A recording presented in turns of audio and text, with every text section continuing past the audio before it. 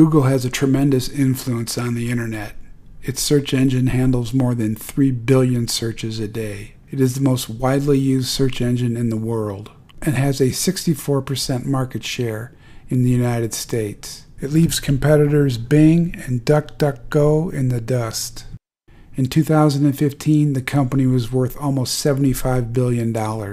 Google has infiltrated our daily routines with its products and services, including smartphones, tablets, laptops, and even financial organization solutions. It has a large impact on culture. It also has a huge influence on the news we read. The Pew Research Center reports that 62% of U.S. adults get their news on social media, primarily from Facebook, which passed Google as the biggest referrer of internet traffic to news sites last year. In February, Google announced it will use its tremendous reach to influence politics.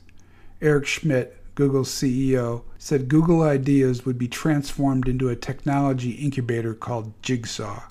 Google Ideas was the tech giant's think tank. Schmidt said, "The team's mission is to use technology to tackle the toughest geopolitical challenges, from countering violent extremism to thwarting online censorship to mitigating the threats associated with digital attacks." Jigsaw will deploy its Conversation AI, software designed to block what Google considers harmful statements online. The software uses machine learning to automatically locate language that the corporation deems abusive and will give it an attack score. The technology will be tested out in the contents section of the New York Times, and Wikipedia also plans on using it, according to Wired. The Jigsaw algorithm will search through 17 million comments at the New York Times and find those flagged as offensive or inappropriate by moderators. In other words, one of the largest establishment newspapers in the world will teach Jigsaw what is politically correct, and the software will be deployed by Google to rank content on the internet. Google's Jigsaw teamed up with Moonshot CVE, a London startup dedicated to what it calls counter-messaging campaigns in response to violent extremism online. The project redirects suspected jihadis and their supporters to a YouTube channel with anti-ISIS propaganda videos. It's an idea approved by the U.S. government. During an event at the Brookings Institute, U.S. Undersecretary of State for Public Diplomacy and Public Affairs Richard Stengel said he thought the idea is a promising method for dealing with radical jihadis online. But jihadis are not the only target. Moonshot's co-founder, Ross Frennett, says his company takes money from the Gen Next Foundation and plans to target other so-called extremists on the right. Frennett said during Phase 2 of the Moonshot and Jigsaw project, they will focus on violence in America. He said right-wing extremists in America are more brazen online than what he calls ISIS fanboys. What is the Gen Next Foundation? It calls itself a leading-edge global organization addressing the root causes of violent extremism. On its website, it mentions the terror attacks of 9/11, the Boston Marathon, Charlie Hebdo, Paris, and San Bernardino. It features Google's Jigsaw logo. It also hosts programs with government insiders like the former Secretary of Defense Donald Rumsfeld and the Secretary of Homeland Security Janet Napolitano. Google's Jigsaw is headed up by Jared Cohen. He's a senior fellow at the Council on Foreign Relations, specializing in counter-radicalization, with a focus on terrorism, radicalization, the impact of connected technologies on 21st century statecraft, and Iran. He served as a member of the Secretary of State's policy planning staff and as an advisor to Condoleezza Rice and later Hillary Clinton.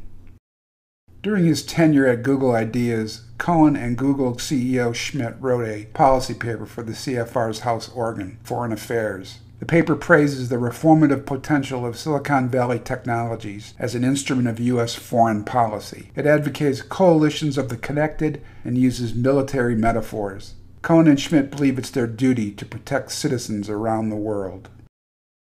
WikiLeaks co-founder Julian Assange characterizes Cohen as Google's director of regime change. Writing for Newsweek, Assange said Cohen's goal is the cross-fertilization of influence between elites and their vassals under the pious rubric of civil society. The received wisdom in advanced capitalist societies is that there still exists an organic, quote-unquote, civil society sector in which institutions come together to manifest the interests and will of citizens. The fable has it that the boundaries of this sector are respected by actors from government and the private sector, leaving a safe space for NGOs and nonprofits to advocate for things like human rights, free speech, and accountable government. This, of course, is an illusion. Large institutions, government, corporations, and their vetted NGOs don't come together for the sake of civil society. Cohen worked for the Council on Foreign Relations, a globalist organization established in 1921 by the British Roundtable groups and controlled in America by J.P. Morgan, the Rockefeller, and Whitney families. The historian and Georgetown University professor Carol Quigley writes, "The CFR is the American version of the Royal Institute of International Affairs, also known as the Chatham House, a secretive seminar held by the global elite. The global elite and their partners, including Google's Eric Schmidt, understand that certain ideologies pose a threat to their control of the international order. The Islamic State does not pose a direct threat outside of the Middle East, although much is made of its radicalization process and isolated, unconnected terror events, primarily in Europe, but also in the United States. The real threat? The so-called American right. Addressing that threat is the purpose of Jigsaw." In April of 2009, a document was leaked from the Department of Homeland Security. It was entitled "Right-Wing Extremism, Current Economic and Political Climate Fueling Resurgence in Radicalization and Recruitment." America. The threat comes from what it calls right-wing extremists in this country. The report says people who are opposed to restricting Second Amendment rights to bear arms or who are concerned about illegal immigration and border security could well fall under the Department of Homeland Security definition of an extremist. Work on the white paper began during the Bush administration. It was completed under Obama's DHS Secretary, Janet Napolitano. The paper didn't name al-Qaeda or jihadi groups as the primary threat to the homeland. Instead, it focused on political groups and individuals the government identified as right-wing. The DHS said that lone wolves and small terrorist cells embracing violent, right-wing extremist ideology are the most dangerous domestic terrorism threat in the United States. The authors of the report made this claim despite stating in the key findings section of the document that the DHS and Office of Intelligence and Analysis had no specific information domestic right-wing terrorists were planning acts of violence. The Southern Poverty Law Center and the Department of Homeland Security work together. They share information, define best practices, and conduct training seminars. The center's Rage on the Right, the Year in Hate and Extremism, lists a number of groups, including the Constitution Party, Oath Keepers, We Are Change, and the John Birch Society. The spate of real terrorist incidents that we've seen since Obama's election are quite remarkable. And of course, this was the very kind of activity that was talked about in the infamous Department of Homeland Security report that was so pilloried by Republicans and others on the right. As it turns out, of course, the report was really prescient. It was completely accurate. The establishment media embrace the SPLC talking points and routinely conflate constitutionalists and other entirely legal groups with white supremacists and the Aryan Brotherhood. And that fringe and very specific American sickness has been preserved and handed down in the centuries since they invented it in Reconstruction. It has been preserved and handed down in the centuries since by white supremacists, to the point where you can buy sovereign citizens, I don't recognize the federal government, fake legal papers to try to use in court. You can buy those fake legal papers out of the back pages of Aryan Brotherhood newsletters that circulate in the prison system. Supporters of the Obama administration have cited the leaked Department of Homeland Security document and its SPLC-influenced conclusions as evidence their political enemies are violent. For instance, Think Progress, an organization funded by George Soros, quoted the Southern Poverty Law Center as saying the number of hate groups operating in the United States continued to rise in 2008 and had grown by 54% since 2000, mostly due to immigration fears, a failing economy, and the election of Barack Obama. State fusion centers are taking their lead from the feds. In 2009, a document was leaked from the Missouri Information Analysis Center titled The Modern Militia Movement. The report names Ron Paul, Chuck Baldwin, and Bob Barr as militia-influenced terrorists. It instructs the Missouri police to be on the lookout for supporters displaying bumper stickers and other paraphernalia associated with the Constitutional, Campaign for Liberty, and Libertarian parties. The following year, the Justice Department got in on the action. It produced a guide for investigators of criminal and extremist groups.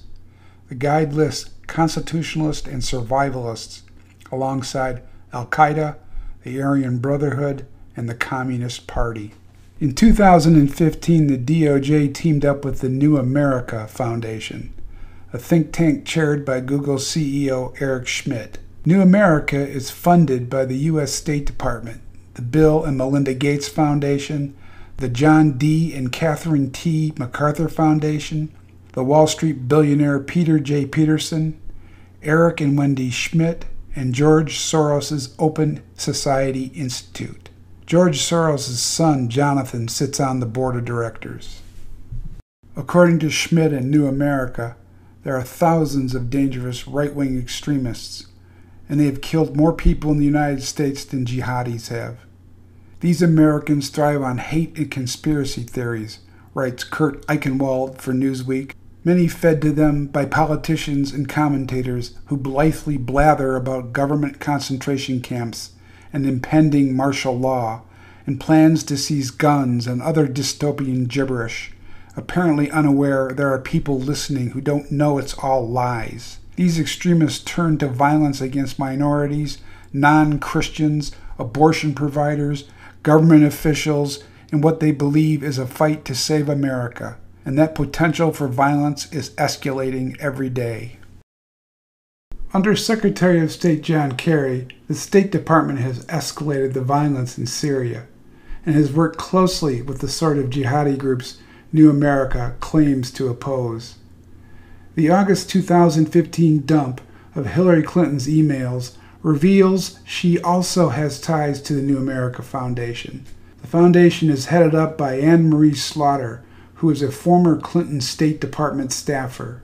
As Secretary of State, Clinton oversaw the destruction of Libya and the murder of 30,000 Libyans. The illegal wars waged against the people of Syria and Libya make a complete mockery of New America's supposed humanitarian concern about terrorism, especially alleged terrorism the Justice Department insists is committed by constitutionalists and survivalists.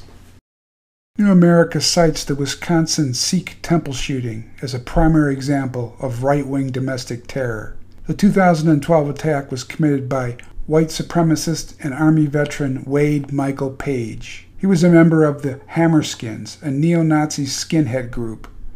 The Southern Poverty Law Center says there are over 900 white supremacist groups in America, including the White Aryan Resistance, Church of the Creator, and the Ku Klux Klan. The SPLC does not mention that the FBI not only infiltrated the Ku Klux Klan in the 1960s, but actively assisted the group. The church committee hearings in the 1960s and internal FBI documents reveal that more than 1/4 of all active Klan members during the period were FBI agents or informants. Bureau intelligence assets were not neutral observers nor objective investigators, but active participants in beatings, bombings, and murders that claimed the lives of some 50 civil rights activists by 1964. The degree of FBI control over white supremacists was revealed during the trial of the racist talk show host Hal Turner. He was put on trial in 2009 for threatening to kill federal judges. During the trial, it was revealed Turner worked for the FBI as an informant. When he was called to the stand, Turner described how he was recruited in 2003 by the FBI's Newark-based Joint Terrorism Task Force. He said he was paid in excess of $100,000 by the FBI during his almost 5 years as an informant.